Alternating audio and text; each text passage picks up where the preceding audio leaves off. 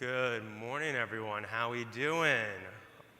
Yeah, one more time. Are we awake? Are we here?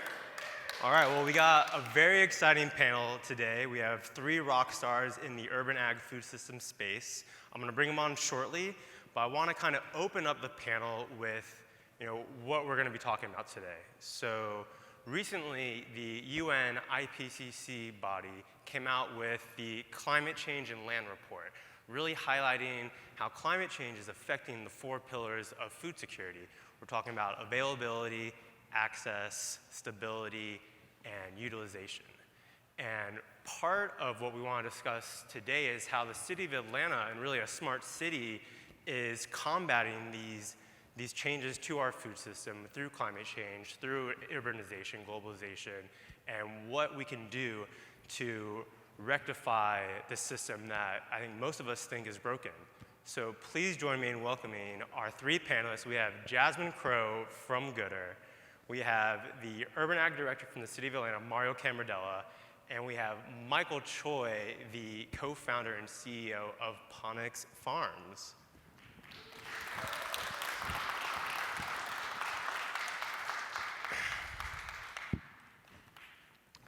Good morning. Good morning. You guys get through that traffic okay? All right, so to start with the panel, I think I want to ask you guys this first question is, how does a smart city from both the public and private sector address the challenges to our food system, and how, in your role, is your position, your company, doing? What are you doing to help address those challenges? And maybe we'll start with you, Jasmine? Sure, definitely. Well, thanks again for having me here. I think one of the first things that a city has to do is just acknowledge that there are challenges. I think that's the first step to really working towards solving them, is actually acknowledging them. So I think what we do at GoodrCo is we spend a lot of time working within the community. And as we work on food insecurity, we talk to community members and ask them why is it that they're experiencing food insecurity. So we know that that could be because they are living paycheck to paycheck.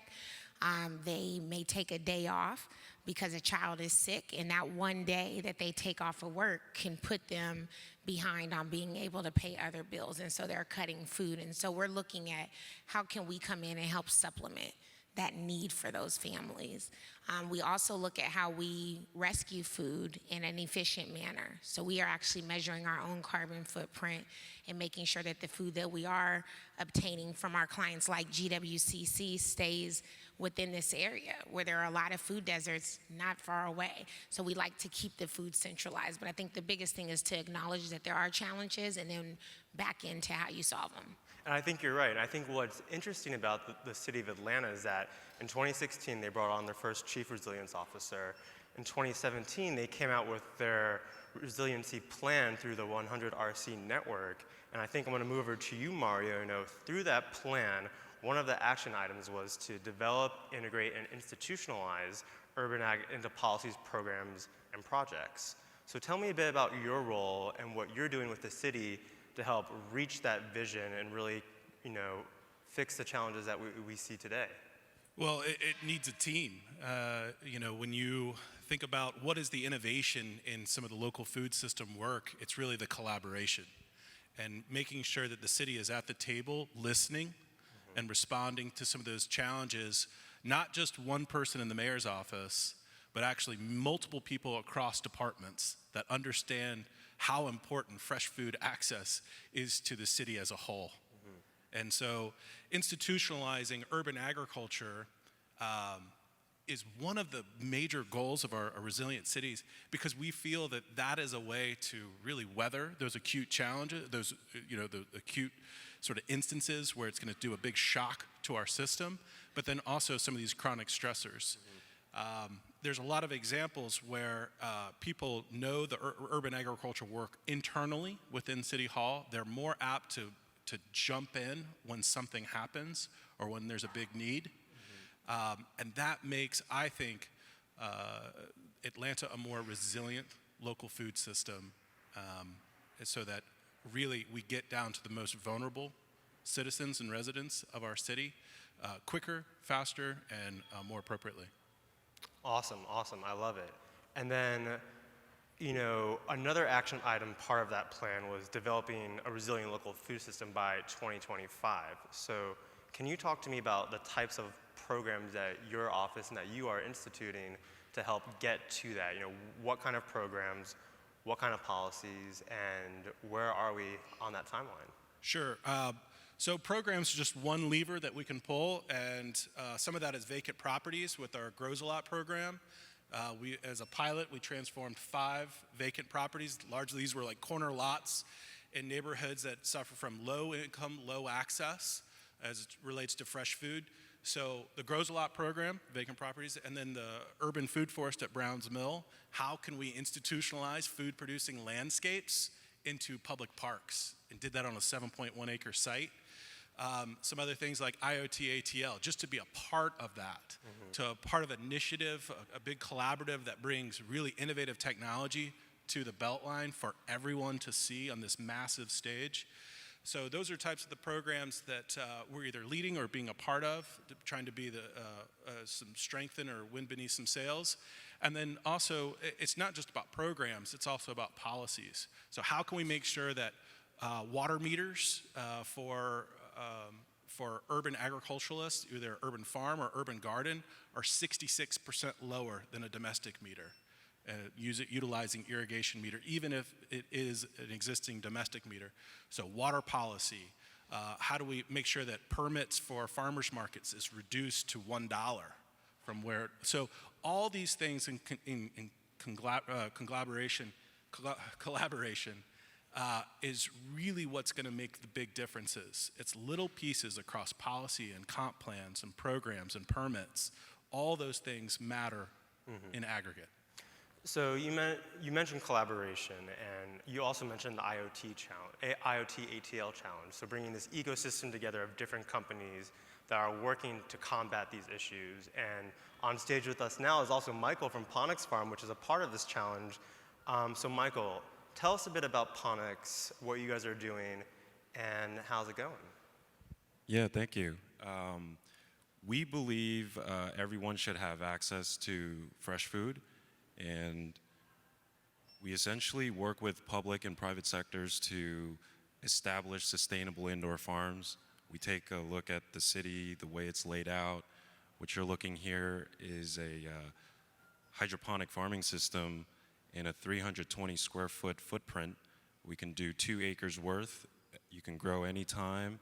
It's grown in a clean and controlled environment, pesticide free, and we grow on site. That's really how we do it.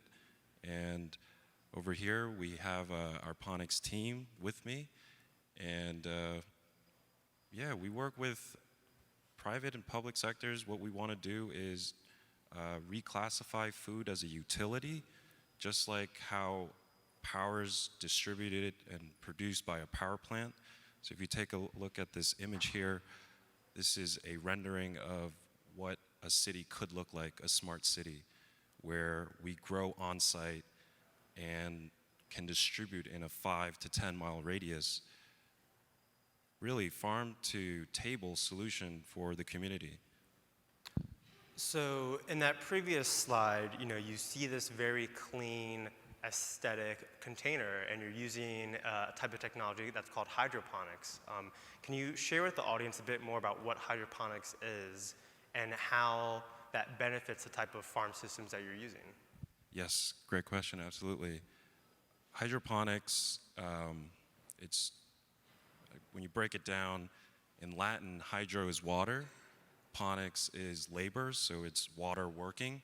Essentially, hydroponics is growing crops without soil, and you can do that by giving the plants exactly what it needs and give it a good controlled environment, and you get photosynthesis. We just mimic what's out there in nature, and we just bring it indoors, and that's how we have it.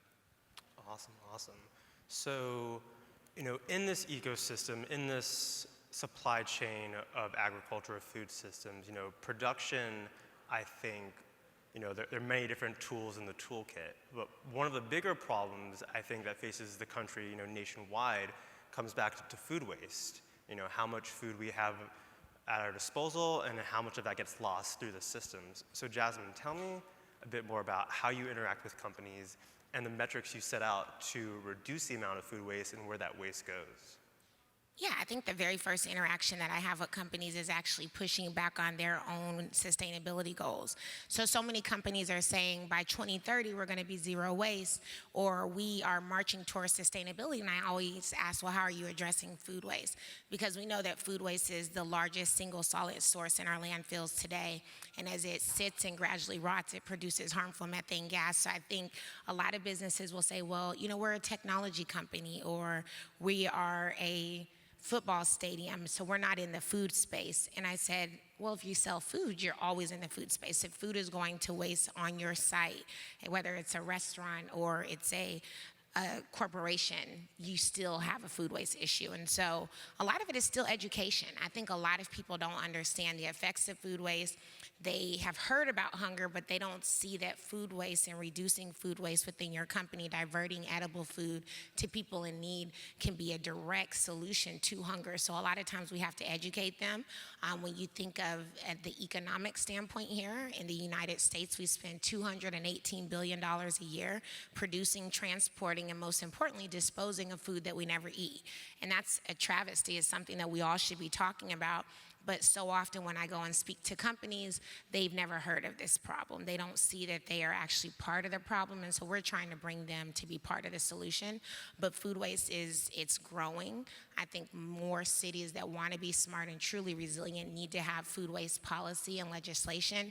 You see this working effectively in countries like France and Italy, where they are now fining businesses on every infraction that they're not donating edible surplus food to people in need. And what you should think about is that this really creates this circular economy motion. If we can get businesses to say, I have excess food, what is edible, I'm going to make sure that it goes to somebody in need. What's non-edible, maybe that goes to compost, this goes to animal feed, but it doesn't have to go to landfill. And now we really can create this real loop. And that's what we're trying to do at GoodrCo, is essentially close the loop on food waste. It's amazing. And remind me, does GoodrCo operate nationwide, or is it just here in Atlanta? Well, we will be soon. We are operating right now currently in 7 other markets. Our goal is to be in 20 markets by 2020. Amazing, amazing. So you guys collect the food waste, you determine if it goes to another facility, a nonprofit or a food bank, or it goes to composting. Is the composting something that you guys do internally, or is that something that you're looking for other partners to collaborate with? So we have several partners that we do collaborate with, and so we look at it more as organics recycling and not looking at compost as being the only opportunity for that food. So I never like to call it food waste as well. So we collect food surplus. We're trying to close and eliminate food waste, but we look at this edible food as being surplus food. It's not wasted food. I think that's a lot where the liability concern comes in, is people are thinking, I'm donating food that's not good. This food is actually edible. This is food that was produced for an event, say for 1,000 people, and only 700 came. And now I have 300 extra meals that if they don't go to donation, they would have been going to somebody anyway. And so I look at it as surplus food. And so what we do is our platform, our technology platform, inventories and manages everything it is that a business sells, and they are entering what is edible for donation and what needs to go to compost or what could go to animal feed. And then we allow our portal to allow them to see a lot of insights and data on their waste stream, and then seeing who they're getting this food to. So which nonprofits and causes they're supporting, what are their tax savings, but also for every pound of food we keep out of landfill, we're able to tell our clients how many gallons of water they're saving, what that means for transportation, what that means for trees planted, what that means for CO2 prevented. And that's kind of what our platform and portal does. Yeah, and I really like how you call it food surplus, because I think that marketing, the way that you hear that phrase, you instinctively think that, okay, I don't want to throw this away. I want to provide this to someone else. I want to do something else with this that isn't just tossing it aside. And I think part of that goes to the educational piece that we really have to work on in this environment, in this industry. And I think I want to go over to you, Mario. As an urban ag director for a large metropolitan city, how important is education to your constituents, teaching them what is urban agriculture and the role it can play in a city? Well, a calorie is just a unit of energy. And a lot of people don't, as you see through nomenclature, we don't really truly recognize the potential or embodied energy in some of the food system that we essentially either throw away or we neglect through internalizing production in a broad scale. And so I look to my left, I see a power plant, and then I see power savings. Yeah. And that energy going back to the communities that need it the most, because that's good energy. So I think that communication and education is paramount, and changing the discourse of how we look at urban food systems and just localized food systems in general. Mm-hmm. So to do that, we developed that community brand called Atlanta, which enables a broad discussion, a community forum for ideas and exchange to celebrate local food system in Atlanta. And then with that, a number of events, a conference, a number of opportunities for cultural exchanges. Atlanta Eats at the Botanical Garden. So, but so many practitioners and educators that are out there working at numerous sites, outdoor activity center. So Dr. Holloman here today, and really teaching about ecological literacy. And this is one of the key components of urban agriculture as a system that's so critical for everyone, including youth and older citizens, is ecological literacy. Being exposed to what these fresh fruits and vegetables are, in many cases for the first time. If you know your grocery store experience, your first and only grocery store experience is a dollar retailer, and you are at an urban agriculture site where the food forest ranger is showing you how tomatoes or cucumbers are grown for the first time, that is a deep-seated little nugget of knowledge that you will never forget. And those, if you believe we are in the experience economy, you will believe that ecological literacy is a powerful tool for education.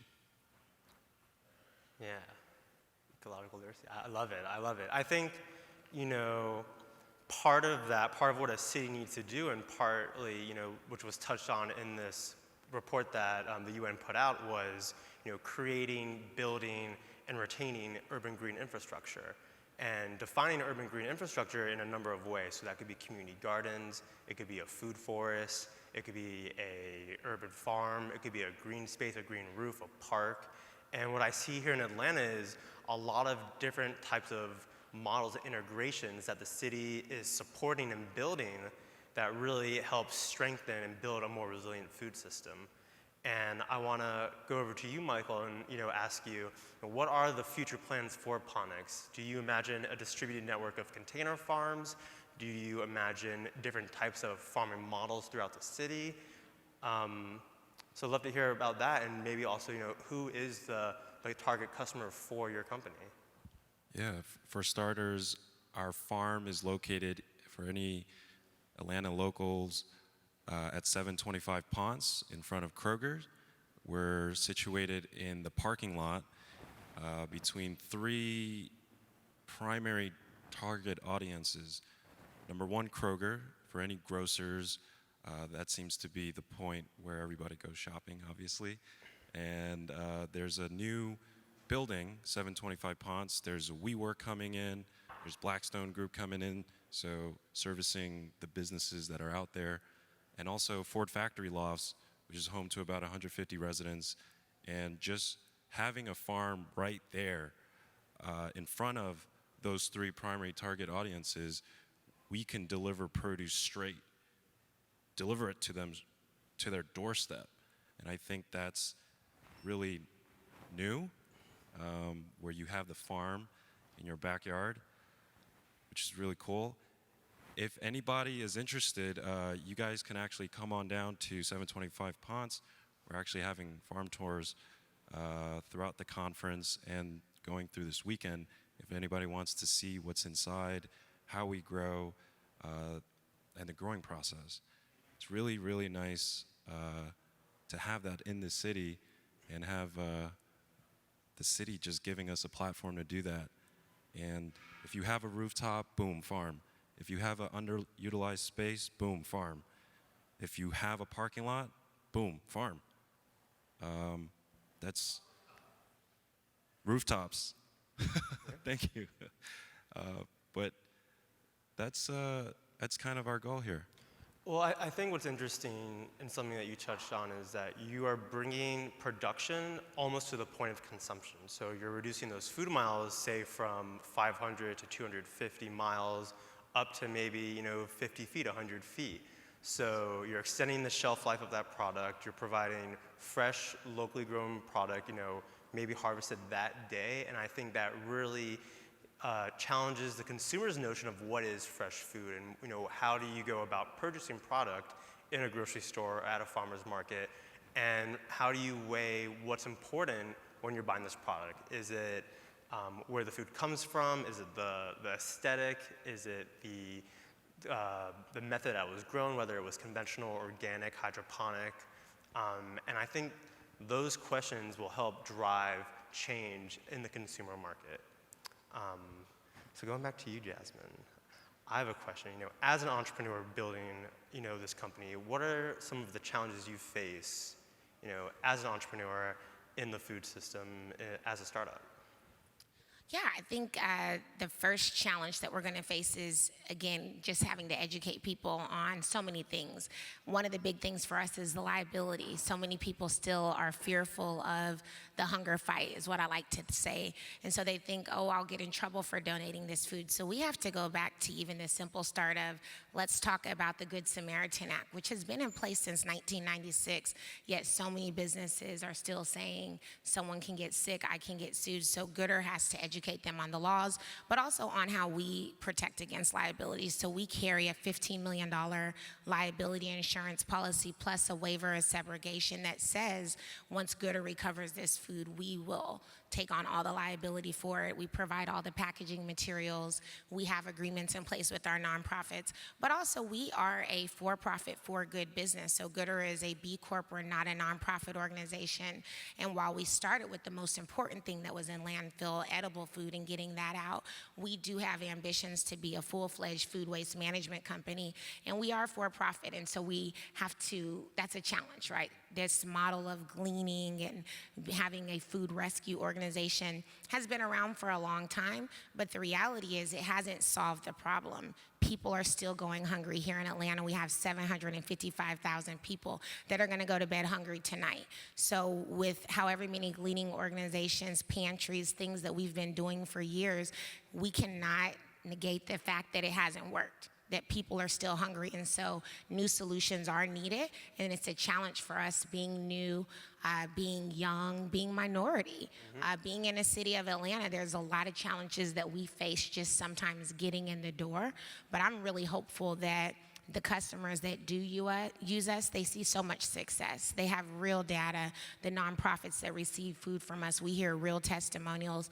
And the fact that we are using and leveraging technology to drive this, we have statistics and data that a typical nonprofit organization wouldn't have.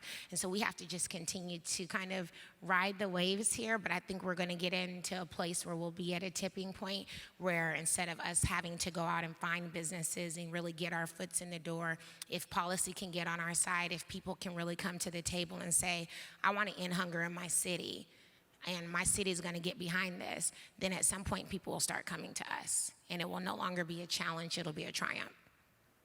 And another question, that you've got me thinking about is, I've seen a lot lately in the industry, these startup companies coming around ugly produce, which I do feel is part of the food surplus category. So what's your take on ugly produce? Do you think there's a market for that? Do you think that's part of your offering, that you are collecting this ugly produce and bringing it to secondary markets? I mean, it's not part of our offering because we are looking at all surplus foods, so we're not segmenting out just ugly produce. I think it is a really good market. I've had a good conversation with the founders of Hungry Harvest as well as Imperfect Produce because we all look at ourselves as being in the food waste fight. So I think it's good. And I love what ugly produce, what Imperfect Produce has done. For example, Google is one of their #1 buyers. So Google's kitchens are essentially using food from Imperfect Produce to make their salad bars, and I think that's what I'm talking about from this circular economy the possibility is there. I wouldn't say it's something that we're going to kind of enter into, but I think it's important. I think us as consumers need to just be educated as well. I know one grocery retailer is coming out with their own line of like ugly, I probably shouldn't mention the retailer name, but I know that that's something that they're doing is coming out with their own line of like ugly fruit and vegetables that people can buy in stores now and not through these box subscription programs. I think us as consumers have to see, hey, once we cut this onion up or we cut this tomato up, it doesn't matter if it has like a little nick in it, it's okay. But still, we're the ones who are going to the grocery stores and discarding that fruit and discarding that apple just because it doesn't look good. And so we have to do a lot of education on just knowing that ugly doesn't mean it's not good. And I see, yourself and your company really focusing on the stability of the supply chain of the market, of, how food is moving through the system. But part of this conversation that I think a lot of cities face is, access to food. And I think I want to go over to you, Mario. What does access mean to an urban ag director for a large city?